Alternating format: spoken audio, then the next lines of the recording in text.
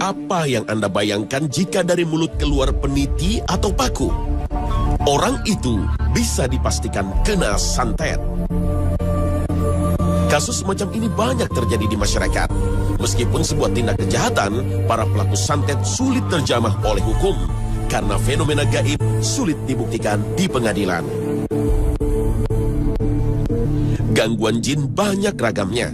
Santet, pelet, susuk, dan ilmu kanuragan sesungguhnya tipu daya setan untuk menjerat manusia menjadi penghamba kesesatan. Bangsa jin pun merasuki anak-anak indigo hingga mereka mampu menerawang dan berkomunikasi dengan makhluk gaib. Mereka kerap mengganggu kita dengan mimpi buruk dan bisikan hati yang tercela. Mereka sering bermain-main dengan rasa galau, putus asa, dan kesedihan berlebihan.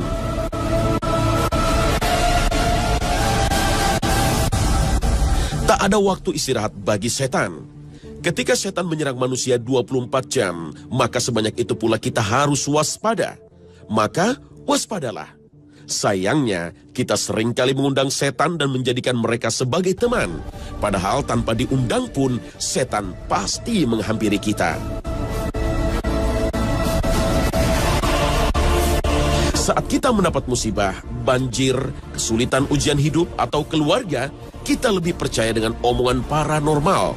Saat kita sakit, kita lebih senang berobat dengan bantuan jin dengan dalih pengobatan alternatif. Saat diguna-guna, kita lebih memilih untuk mendatangi dukun. Semuanya itu merupakan tipu daya setan. Seluruh ritual dan mantra-mantra sengaja diajarkan untuk menyembah dan bergantung pada selain Allah. Maka lakukanlah ruqyah, karena sejatinya ruqyah mampu mengeluarkan jin yang bersarang di dalam tubuh manusia yang datang lewat sihir yang dikirim ke kita, atau kita sendiri yang mengundangnya tanpa sengaja. Ruqyah juga mampu mengeluarkan penyakit, dan ruqyah juga mampu menghapus amalan ilmu-ilmu batil. Sesungguhnya Rasulullah SAW telah memberi tuntunan bagaimana caranya untuk ruqyah. Beliau mencontohkan kepada para sahabat, dan sahabat mencontohkannya pada tabi'in dan terus berlanjut sampai sekarang.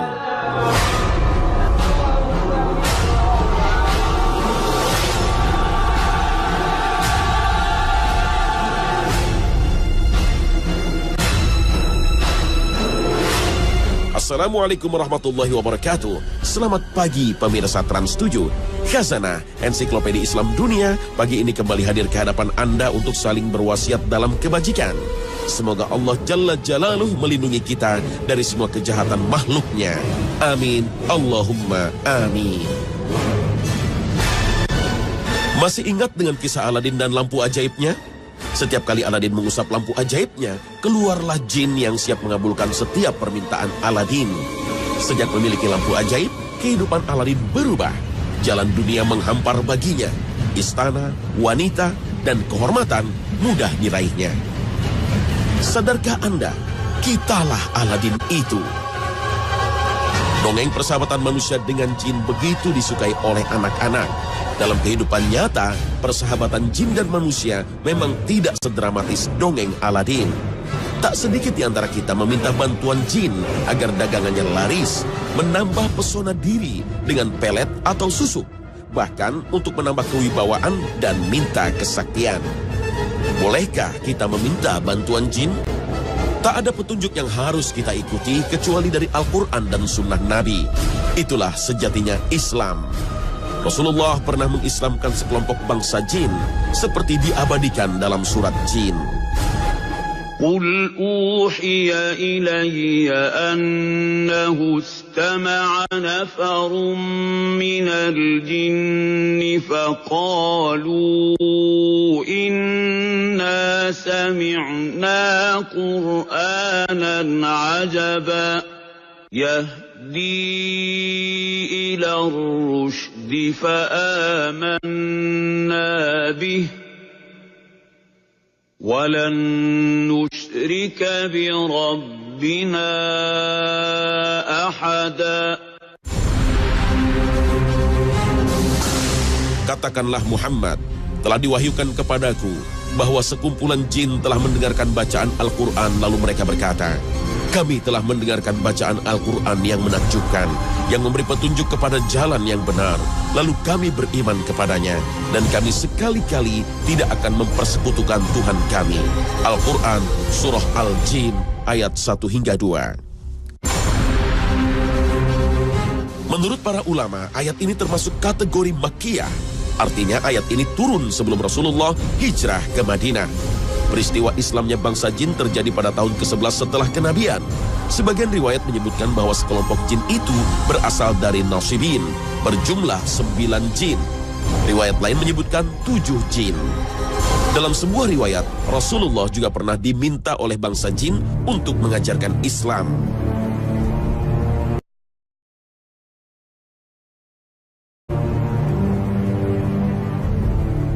Meskipun bangsa jin sudah bersyahadat, tak ada satu pun riwayat yang menceritakan perjuangan dakwah Rasulullah dibantu oleh bangsa jin.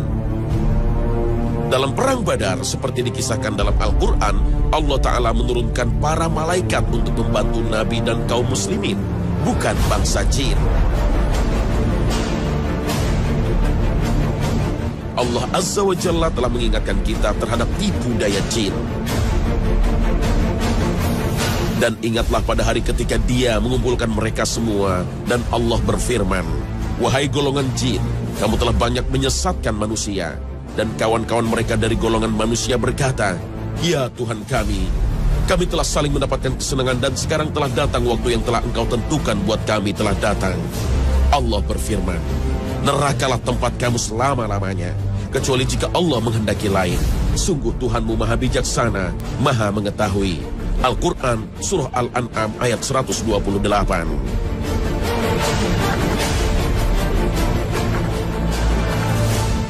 Inilah peringatan keras bagi manusia yang sedang bekerja sama dengan bangsa jin. Dengan dalih apapun, sekalipun itu pengobatan, maka bersabarlah kita dalam kemandirian manusia tanpa bantuan jin. Bayangkan ketika ada manusia yang dengan jumawa berkata mampu mengerahkan pasukan jin karena aku memiliki karamah dari Allah. Atau dengan bangga berkata mampu menyakit orang, mensihir manusia. Maka di manakah tempatnya di akhirat kelak? Allah berkata lewat surat Al-An'am, nerakalah tempatmu selamanya. Karena sejatinya Allah menciptakan manusia dan jin bukan untuk bekerja sama di dunia, namun untuk bersujud pada Allah. Manusia punya tugasnya sendiri, bangsa jin pun demikian. Jin dan manusia jelas berbeda, maka hormatilah perbedaan itu. Bersabarlah dalam kemandirian manusia. Kita bukanlah Nabi Sulaiman alaihissalam yang dianugerahi mukjizat mampu menundukkan bangsa jin. Bantuan yang diberikan bangsa jin selalu bersyarat. Hati-hatilah dengan berbagai tipu dayanya. Meskipun mereka mengaku sebagai jin muslim, kita tidak bisa mengetahui kebenarannya. Dalam Al-Quran diceritakan kisah Nabi Sulaiman. Dia Sulaiman berkata, ampunilah aku dan anugerahkanlah kepadaku kerajaan yang tidak dimiliki oleh siapapun setelahku. Sungguh engkaulah yang maha pemberi. Al-Quran Surah Sad ayat 35. Allah Ta'ala mengabulkan permohonan Nabi Sulaiman dengan memberi kerajaan, kekuasaan, dan kemampuan yang tidak akan pernah dimiliki oleh orang setelahnya. Jadi berhati-hatilah terhadap orang yang mengaku memiliki khadam atau pembantu setia dari kalangan bangsa jin. Sekalipun ia mengaku ulama, ustaz, atau berkedudukan tinggi sebagai presiden. Karena sekali lagi Allah bersabda dalam surat Al-An'am, bagi mereka manusia dan jin yang bekerja sama di dunia, nerakalah tempatmu selamanya.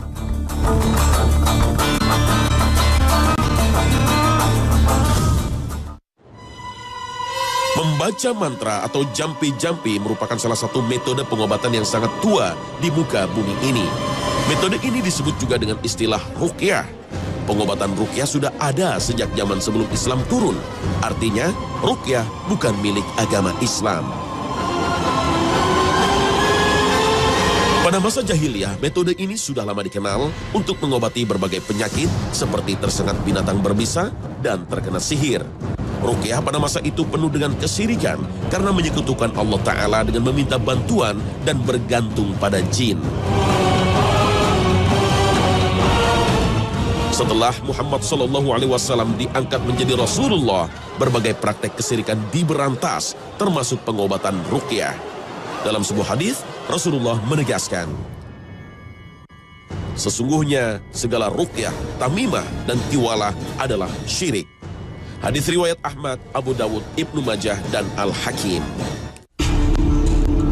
Sejak itulah Rasulullah mengganti mantra-mantra syirik dengan bacaan Al-Quran, sebagaimana beliau pernah diruqyah oleh malaikat untuk menghalau serangan sihir. Maka turunlah surat An-Nas dan Al-Falaq. Dalam sebuah riwayat dari Ibnu Abbas, Rasulullah pernah membacakan isti'azah, perlindungan untuk kedua cucunya Hasan dan Husain, seraya bersabda, sesungguhnya bapak kalian Nabi Ibrahim alaihissalam telah membacakannya juga untuk kedua anaknya Ismail dan Ishak alaihissalam, yaitu, aku mohon perlindungan untukmu berdua dengan kalimat-kalimat Allah yang sempurna dari setiap kejahatan syaitan dan binatang berbisa serta mata yang jahat membahayakan. Hadis riwayat Bukhari.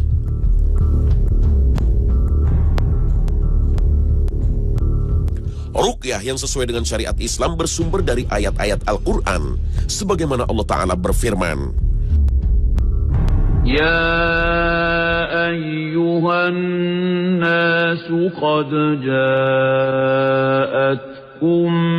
maw'izatun min rabbikum wa shifaa'un lima fis suduri wa hudan wa rahmatun lil mu'minin. Hai manusia, telah datang kepadamu kitab yang berisi pelajaran dari Tuhanmu dan sebagai obat penyembuh jiwa, sebagai petunjuk dan rahmat bagi orang-orang yang beriman. Al-Quran Surah Yunus ayat 57. Ruqyah syar'iyyah merupakan sunnah Nabi, dan siapa yang mempraktekannya mendapat pahala. Sebagaimana pahala orang yang membaca Al-Quran, satu huruf akan dibalas dengan 10 kebaikan. Ruqyah adalah bagian dari zikir dan doa. Dengan zikir, hati akan merasa tenang. Ketenangan hati sangat dibutuhkan bagi orang yang sakit atau orang yang sedang mengalami musibah. Ruqyah syar'iyyah merupakan sarana pengobatan yang bebas dari unsur syirik karena sepenuhnya memohon bantuan dan pertolongan Allah semata. Ruqyah syar'iyyah merupakan benteng yang sangat kokoh untuk menghalau berbagai gangguan setan. Ruqyah syar'iyyah sangat berbeda dengan jampi-jampi yang dibacakan dukun. Dalam ruqyah syar'iyyah tidak ada ritual dengan dupa, seperangkat bunga, dan sajen, memotong kambing untuk kesembuhan, atau syarat pembayaran tertentu. Peruqyah syar'i tidak menjual ayat-ayat suci dengan Rp1 pun. Semua ayat dalam Al-Quran adalah obat, namun ada beberapa ayat yang biasa dibacakan sebagai bacaan ruqyah, seperti yang dicontohkan oleh Nabi. Boleh dicatat ini, surat yang sering kali dipakai untuk meruqyah antara lain surat Al-Fatihah, surat Al-Ikhlas, surat Al-Falaq, surat An-Nas, surat Al-Kafirun, dan ayat kursi. Untuk ruqyah panjang bisa menggunakan surat Al-Baqarah. Rasulullah pernah bersabda, siapa yang membaca ayat Al-Kursi setelah sholat wajib, maka ia dalam perlindungan Allah sampai sholat berikutnya. Hadis riwayat At-Tabrani. Dalam hadis lain Rasulullah bersabda, siapa yang membaca 2 ayat dari akhir surat Al-Baqarah setiap malam, maka cukuplah baginya. Muttafaqun alaih. Dalam hadis riwayat Muslim, Rasulullah juga mengajarkan, jika kita berada di sebuah tempat, maka bacalah A'udzu bikalimatillahi tammati min syarri ma khalaq. Maka tidak ada yang mengganggunya.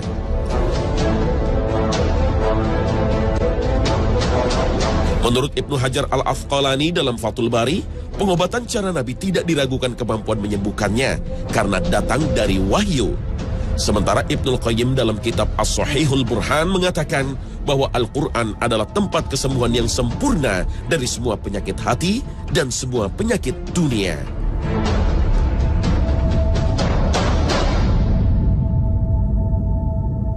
Jika Allah menyembuhkan Anda dengan Al-Quran, maka Allah tidak akan menyembuhkan Anda dengan yang lainnya. Bisa jadi, jika Anda mempunyai penyakit berat dan sudah berobat jauh hingga ke Singapura, maka cobalah ruqyah. Maka jika Allah tidak menyembuhkan dengan ayat suci, maka tidak juga dengan pengobatan lainnya. Untuk menghindari dan membentengi diri dari gangguan jin, kita harus memperbanyak zikir dan doa, membaca Al-Quran secara rutin setiap hari, kemudian meningkatkan berbagai ibadah dan amal soleh. Inilah benteng yang sesungguhnya yang sulit ditembus oleh setan.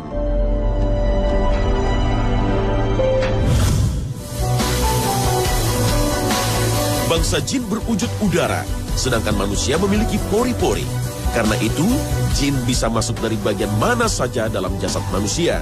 Sebagaimana Allah berfirman yang artinya, dan dia menciptakan jin dari nyala api. Al-Quran Surah Ar-Rahman ayat 15. Menurut Ibnu Abbas, yang dimaksud nyala api adalah ujung gejolak api yang merupakan udara panas yang keluar dari api. Jika jin masuk ke dalam jasad manusia, dia langsung menuju otak. Dan melalui otak, dia bisa mempengaruhi seluruh anggota tubuh. Jika diteliti orang penderita kesurupan, maka akan terdeteksi gelombang yang sangat halus dan aneh yang bersemayam di otak. Banyak faktor yang mendorong jin merasuki manusia. Menurut Ibnu Taimiyah rahimahullah, antara lain karena syahwat, hawa nafsu, dan mabuk cinta.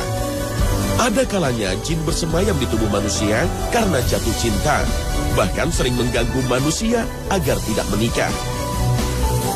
Ada juga orang yang kerasukan karena telah mengganggu tempat berkumpulnya bangsa jin.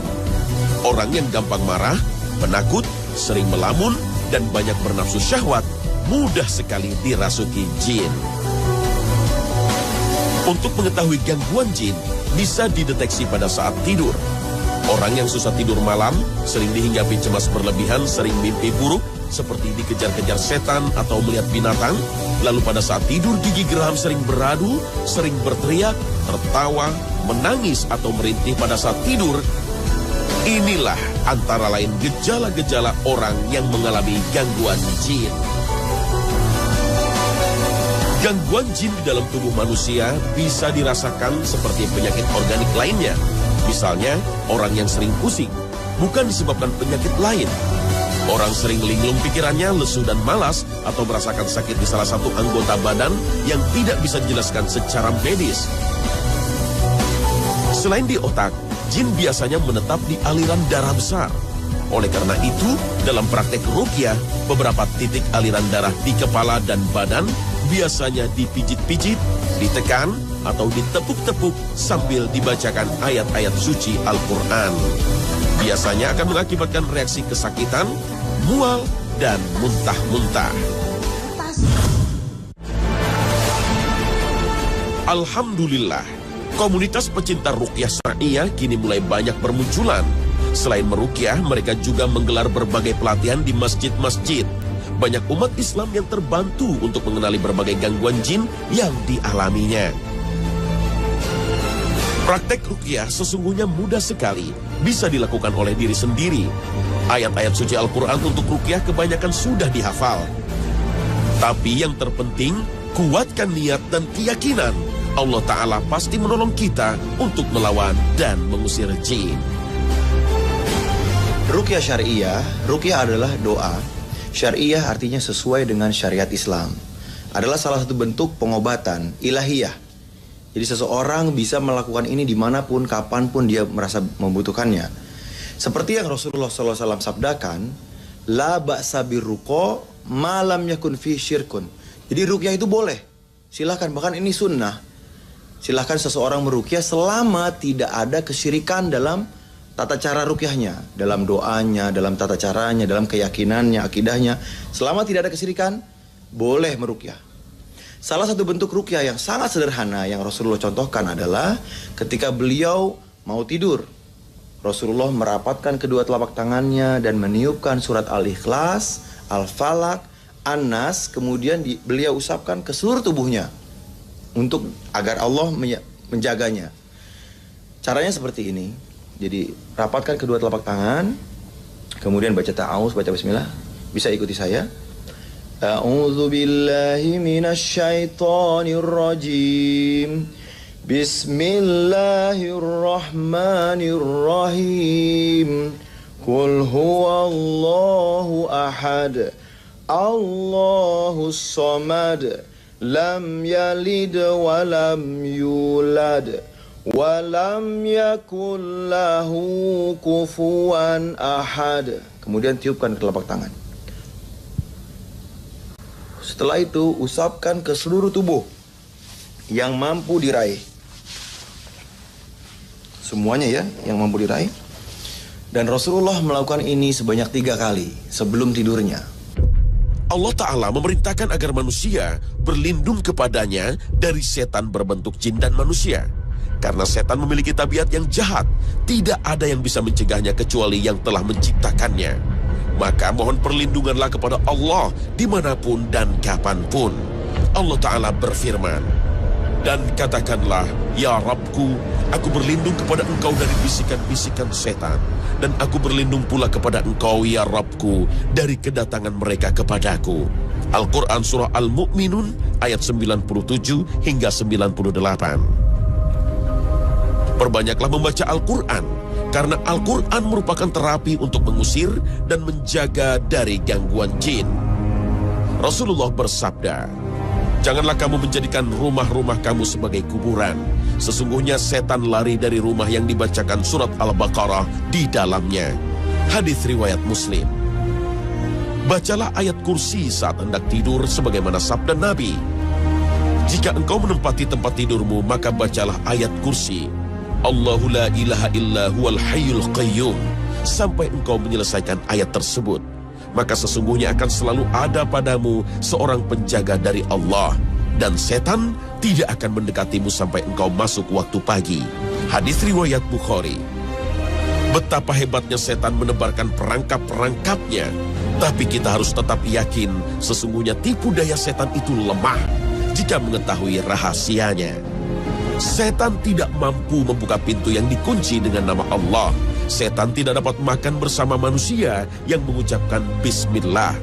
Begitu pula, setan tidak akan masuk ke dalam rumah yang dihiasi dengan lantunan ayat-ayat suci Al-Quran. Namun kelicikan setan akan memperdaya jika kita lengah. Karena setan sudah berjanji selalu menggoda manusia, seperti dijelaskan dalam Al-Quran.